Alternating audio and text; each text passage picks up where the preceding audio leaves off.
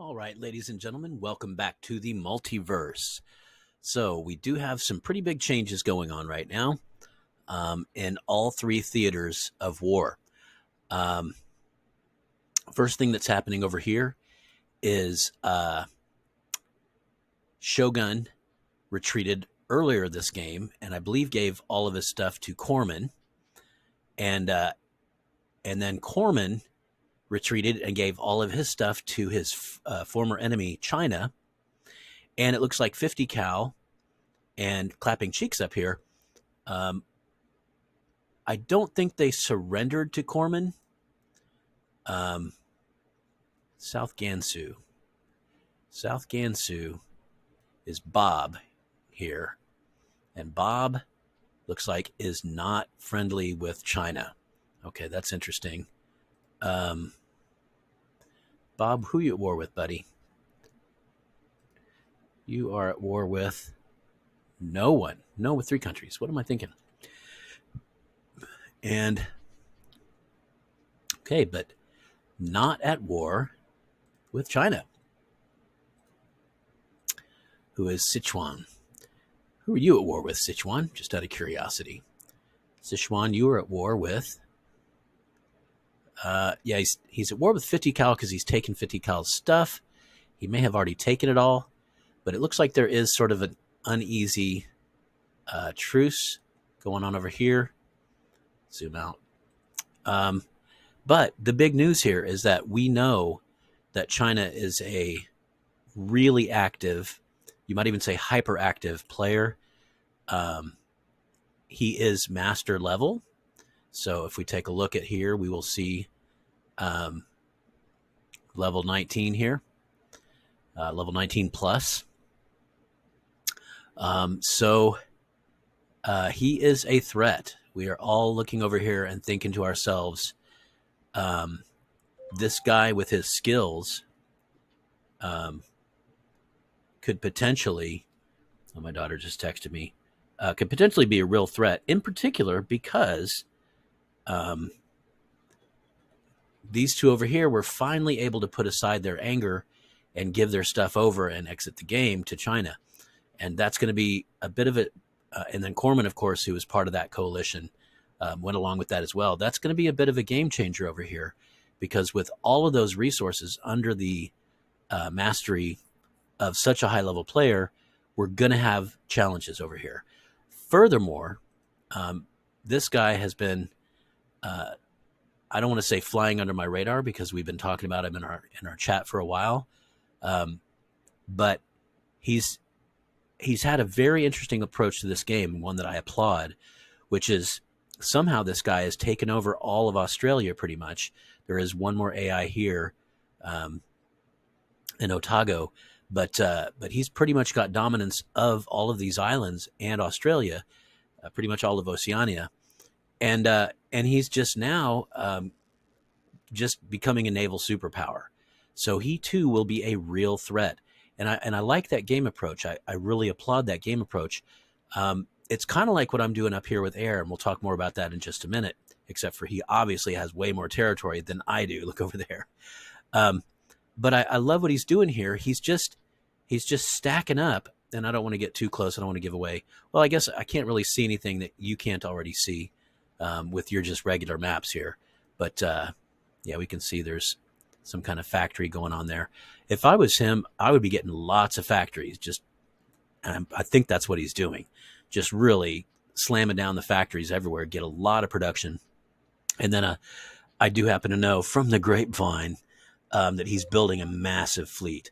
So he is going to be, what I really do think is that I really have this feeling that he and China are going to team up. And China is going to be real difficult to fight on the land. Someone who is as hyper reactive and alert as he is, most people, they set a command and then they, watch a TV show or go do something else and then come back and check on it. But this guy apparently is hyper alert, and he really actually, kind of ends up just destroying you as he kites backwards and does all kinds of really super alert stuff. So, kind of trying to send my daughter this code. She is going to be, okay, here we go. Make sure this is right. She's going to be tagging my videos here. I hired her to tag my videos. 50 cents a video. And before you say you're a sucker, you're paying too much, she's home from college for the summer. I don't mind giving her $150 or so. Plus, it's a job that really needs to be done. I went ahead and tagged my own tips and tactics videos because I really wanted to get them on the market out there because I feel like they're the most useful videos that I make in terms of for the general public. But she's going to go back through my whole catalog and tag everything else. I gave her a list of the tags I want to use. So that'll be really nice to get going. I guess she's going to work on that tonight. So let's talk about the other theater. So we talked about the Asian theater, which big stuff is happening. And I love that. I love when there's a competitive aspect to this game. And China sort of inheriting all of what Corman had, which was quite a bit, and then all of what 50 cal had. And then I don't know what's going on with, no, this is 50 cal here. But Clapping Cheeks, I think, kind of gave over some stuff. Is this Clapping Cheeks up here? No, surely not. No, that's Alpha Wolf, who is gone from the game as well. Interesting. We do have, okay, Alpha Dog is different than Alpha Wolf. There's just all these alpha people. You know how I feel about alpha people. All right, anyway, so cool stuff over here, especially with China. If China and Australia become unified, that will be a serious threat, one that we need to be very careful with and coordinate play very carefully with. So what's happening over here is a entirely different but interesting sort of situation as well. So the first thing that we can talk about is that Florida here came out in the newspaper, and I think I might even showed you where I can actually show you some drama in the newspaper here. Somebody's asking why there's AI in their coalition. There's not. So these guys went nuts in the newspaper, back and forth. I think this is it here. Yeah, here we go. Against West Ecuador. Lots of attacks about this guy, gold marking and so forth. And one of the things they shared was a screenshot of I want to say like maybe five battleships developing at the same time. And I came back and I was like, well, I hope you're not tracking me because I'm building only bombers right now. And so I have had days where like literally 7 bombers develop, over the course of that entire day. So, if that's your judgment of who's gold marking, then, you might want to refine that a little bit. But then they came back and they showed me screenshots of this guy, West Ecuador, who is literally bragging about how he's got a corporate job and how he can afford to gold mark as much as he wants to. And so I went ahead and shared in the newspaper. The world is shocked. Proof has been submitted that cannot be doubted. By his own admission, West Ecuador is using real-world money to prop up his gameplay. All true gamers turn away in disgust at this show of weak play and poor sportsmanship. Shame. So, yeah, and then part of me, too, was like, well, just because someone brags about using gold marks doesn't mean they're really using gold marks.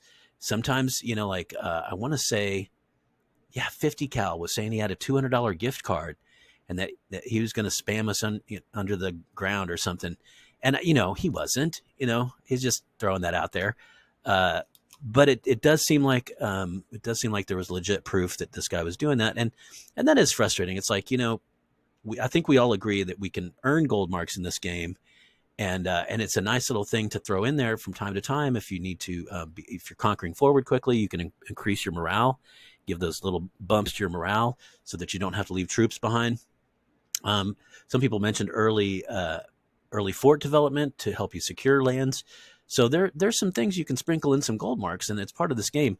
But when you openly say, oh, you're attacking in, and I'm spamming railguns and battleships, that's when I think people get upset. It's like, how do you fight that? If somebody's willing to spend $1,000 for one game, then there's really nothing you can do, and it's really not about good gameplay anymore. It's not about strategy anymore. It's not about politics and diplomacy anymore. It's not about any of that stuff. It's just about how much money you're willing to throw at this game.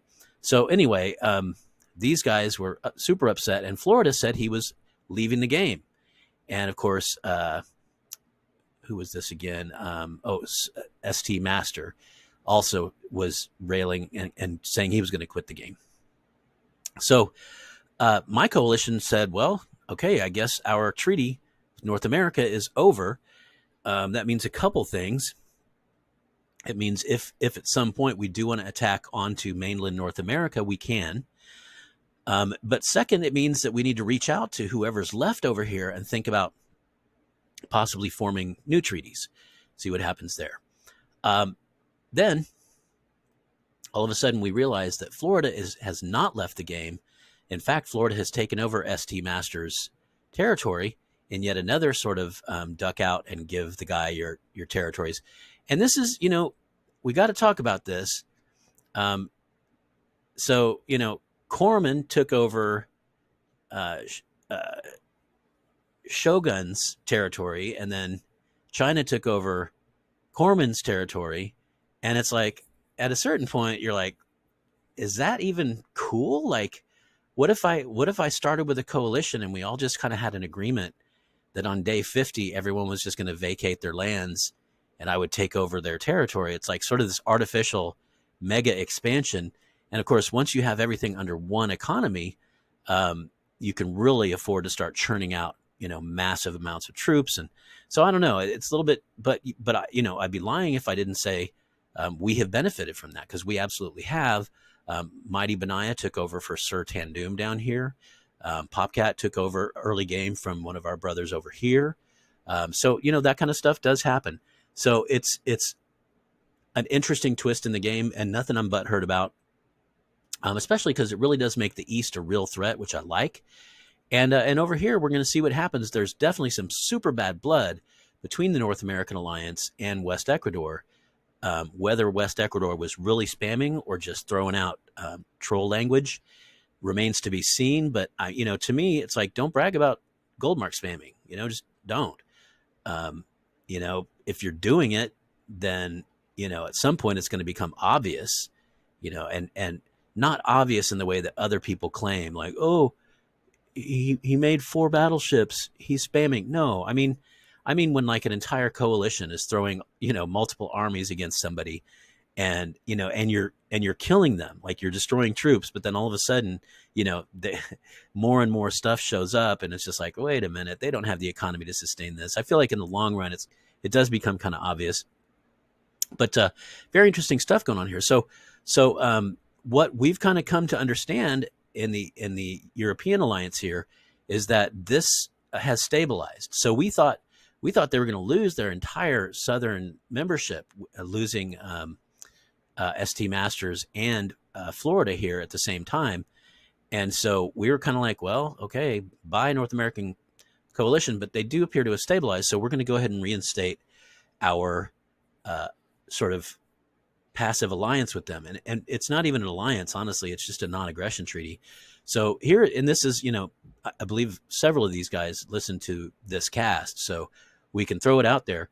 There's been a lot of talk about the Monroe Doctrine, which I kind of love, because the Monroe Doctrine was active in World War I.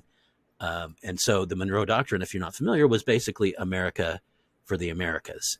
In other words, what they were trying to do at that time is kick Spain and Britain and any of the other European colonies out of Central and South America, and really sort of solidify this idea that Europe stay over here, America for the Americas.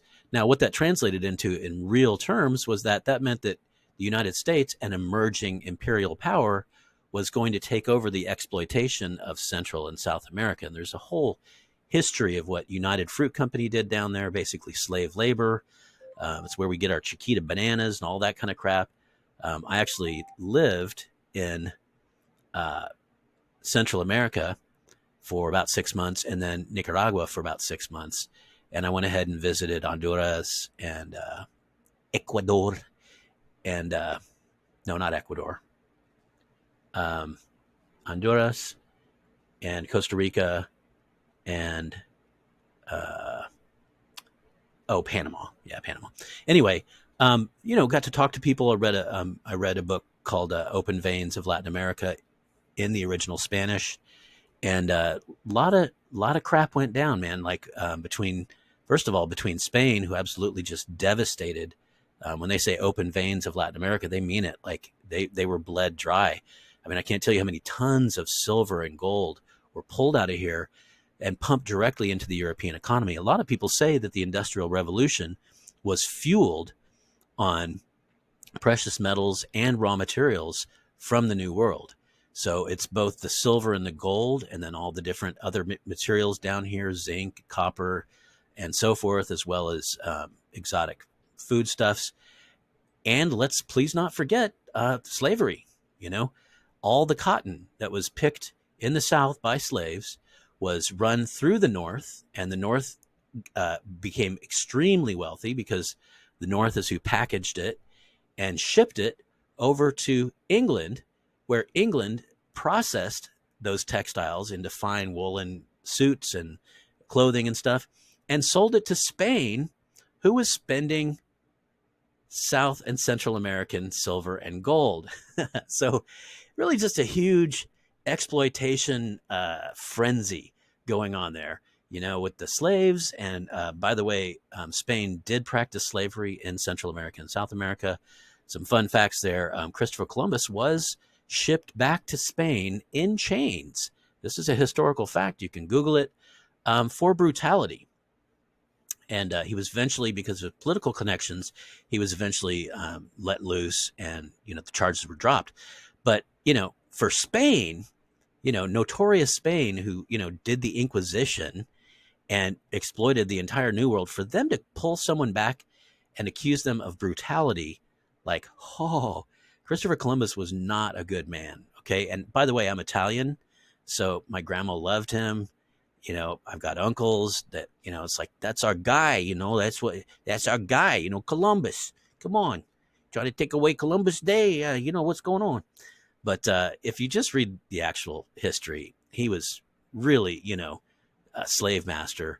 They talk about there's history where some of the native women would drown their children because they worked their slaves to death in these mines, and then they would just go gather up more slaves. I mean, the entire Central and South America was just populated with all these little villages of people who were basically living in the Stone Age.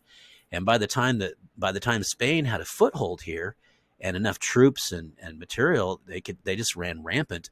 And so when these women gave birth in these slave colonies around these mines, they drowned their babies so that their babies didn't have to grow up and live a short, desperate, terrible life in these miserable, dark caverns, these mines. Anyway, all that to say, the Monroe Doctrine is really just a bit of saber rattling, a bit of political global posturing that the United States made, and basically warning off Europe. And if you read a little more detail, because there's a lot of cool stuff about this, Europe was so busy fighting each other at various times that we were wise about when we pushed that doctrine. When we pushed the doctrine is when they were balancing each other out, fighting each other in Europe. And so we were able to sort of establish this sphere of control. And then later presidents after Monroe went ahead and strengthened it and added to it and sort of, made it into a more formal thing. And so it's cool history. Look it up. But the point being, our treaty, which it's not, it's a non-aggression treaty is all it is. We're not helping each other. We're not trading with each other. We remain suspicious of each other. We talked at length with them about, interesting.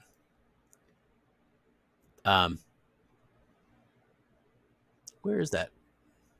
Am I just losing my damn mind? Oh, here it is. So this is an island that the North Americans occupy here, and it's swarming with Air Force here. There's four fighters that we can see here, and 2 bombers.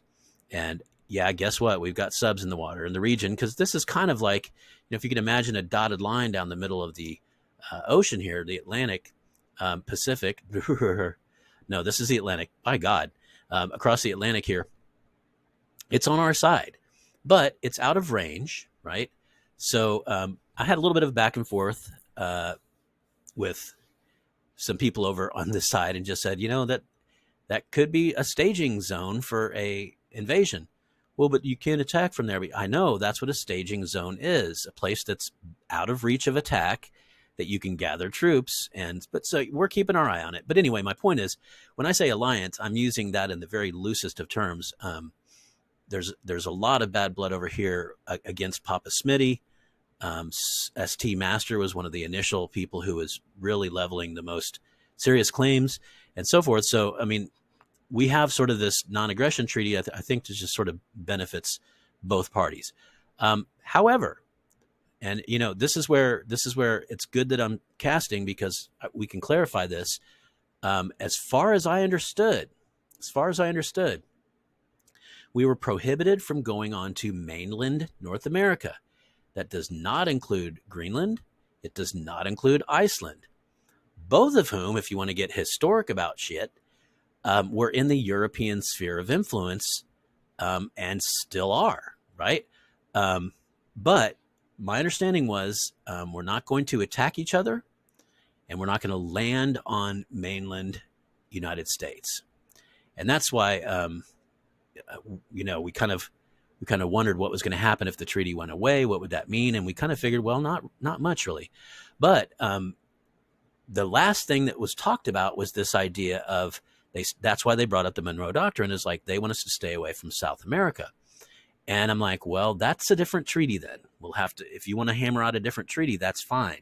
Because South America is an entirely different continent, and it's populated by its own people. There's nobody from North America down here, right? So that is not their continent. That they could conquer it. We're in the process, you can see over here, of conquering Africa, and we've made some alliances along the way. I'm not going to lie.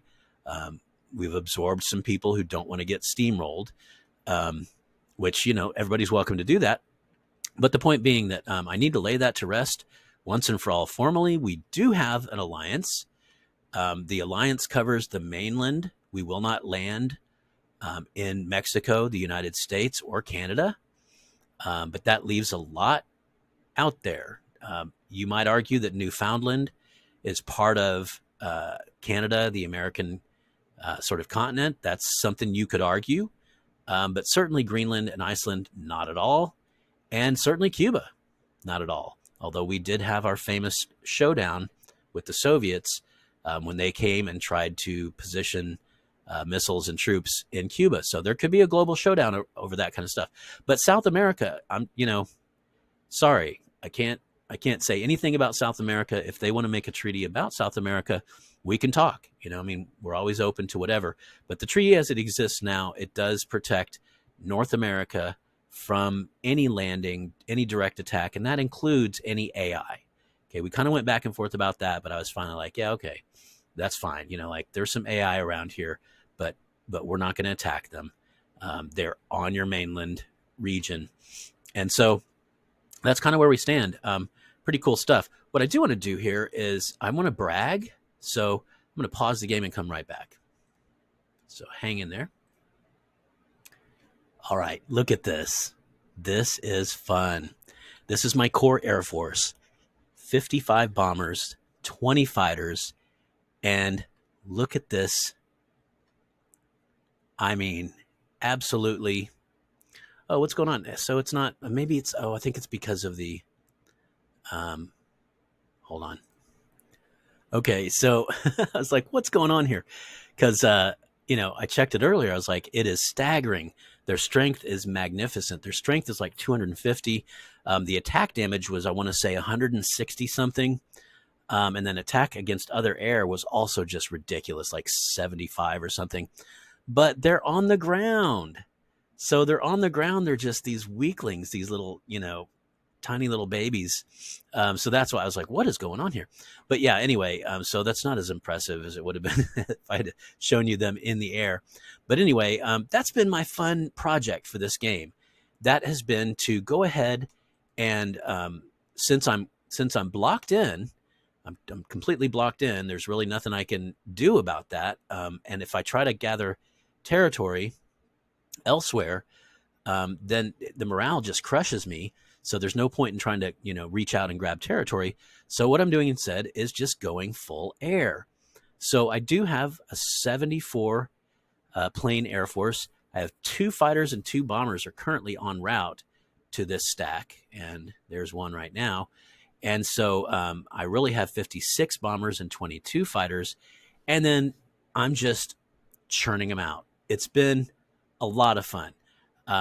As you can see, well, you can't see, but I'll just tell you, I've turned off all of my recruitment offices, all of my barracks, everything's turned off. I'm no longer generating any infantry at all. It's all going, everything I have is going to planes. And also because I'm pretty safe from attack being cradled here, sort of my worst disadvantage is the fact that I'm isolated in the middle of my allies. That's the thing that's keeping me from expanding. But it's also the thing that protects me and allows me now to start doing things like this. So this is a single oil territory that I'm building up to a level 4 factory. I never would have done that in the past, right? Because you keep on conquering, you keep on getting more level, you keep on getting double resource tiles that you then want to build up and make stronger as you conquer outwards. So this is going to be super fun. You can see my morale is almost at 100%. So as I build, I'm just going to build everything up. I'm going to start with the energy tiles because that's what I'm kind of using the most of right now. But then I'm going to go ahead and get all my steel singles built up to level 4 factories. And remember, level 4 factories don't have a daily upkeep. And so at that point, I can think about whether I want to start spreading railways all over the place to expand my production even more. So I was pretty stoked about this. I've been really concentrating on the oil all across here, building those single oils up. And now my production here daily is 56,000. So that is lovely. And so when I go to sleep and when I wake up in the morning, I can usually build 3 or 4 more bombers. I'm also trying to sprinkle in fighters in there because I know there's going to be other Air Force. But this is fun. I'm loving this. And I'm thinking also of this idea of like, we're trying to think of what to do for future sub games. One of the things we talked about was I think people would like to do a role play where we all take on historical regions. So like 1 or 2 players could take on being the Austria-Hungarian Empire. We get some maps and kind of piece out where that is. That would be fun. But another one would be this idea of compartmentalizing. Get somebody who is in a great position to expand, someone like Popcat who really expanded early on really well. Maybe they could be your land army, and then get somebody who's going to be sort of in the middle, could be your Air Force guy, which I'm doing right now. So I'm specializing. I'm sending my Air Force. I used my Air Force pretty extensively down here to help Zinzin out to conquer this territory with as little bloodshed as possible.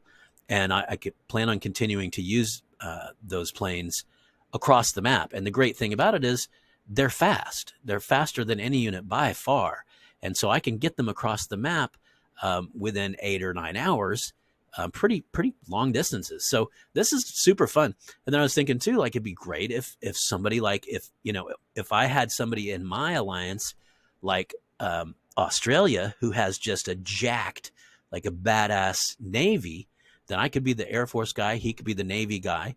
I want to encourage people to start thinking more specialized like that. If you're in an alliance that's a solid alliance, because it's fun. I'm really enjoying it. Like I'm actually just not thinking about expanding at all anymore. And I'm really just concentrating on Air Force. Now I did pick up some coastal tiles over here, and I've got a few islands down here. So I'm going to dabble with Navy and just add my Navy to other people's amphibious attacks. But overall, for the most part, I want to build the world's biggest ever freaking Air Force. Okay, that is my goal. And so to that effect, I did want to show you over here, bombers and fighters both stack linear, which means they do not tail off and attack for less the higher you get. And this author thinks that it stops after 50 bombers, but I don't agree with that. I think this suggests that it keeps on continuing linear because bombers don't have to occupy ground, right? They fly over an area, and there's really no limit to the number of bombers that can fly over one particular square mile of, battlefield or whatever. So we'll see. We can test that out because I've already got 52 bombers, actually 54 once the 2 more show up. And I think I've got 6 or 8 more in production. So we'll put it to the test. But I'm just looking forward. I would love to have, 200 bombers. I mean, what would that do? I'm just fascinated by that. Just 200 bombers would just slam anything, like one hit knockout kind of stuff. So I'm really excited about that. I am excited about, it looks like North America is stabilizing. They may unify against this guy down here. He sent some pretty taunting messages about, yeah, I use gold marking. That's your problem, not mine. It's like, well, yeah, I guess it is. It's our problem, but it's kind of your problem because you're spending hundreds of dollars on the freaking game.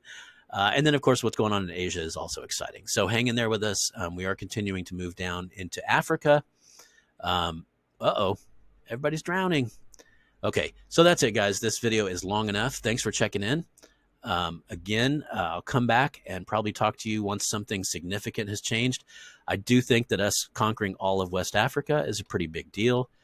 You can see Papa Smitty has attacked all through East, and really it's just a matter of South Africa and what's going to happen down here. We have 2 active players down here, 3 active players rather, down here, so we'll see what happens.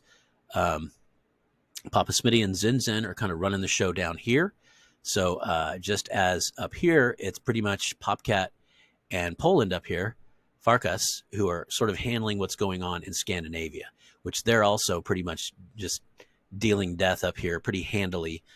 They've taken over Scandinavia. You can see the dark blue is Farkas, the lighter blue is Popcat, and this is our silent brother Trondheim. And Trondheim joined our little gang, and then one of our founding members came back. That was Power of Us came back. And this guy was kind enough to step back and let Power of Us back in the game. And so he has full privileges, full battle rights. And it was funny because Popcat was swarming up through here, and he's like, is he going to attack me? And I'm like, no, he's not going to attack you, man. Like, we all know what you did for Power. And so you're good, man. Keep attacking northward, north and east as much as you want. I believe this is him all the way up to here, which is great. He may even hopefully be able to get into a little bit of some Russian action up here, which would be great. Really, the more the merrier for the crew, for the boys. So, all right, that's it, guys. This video is way too long already, but probably have fewer videos, but maybe just a little bit longer so we can talk about all the things that are going on. When something changes that's big, I'll come back and we'll see y'all again. All right, so adios, amigos.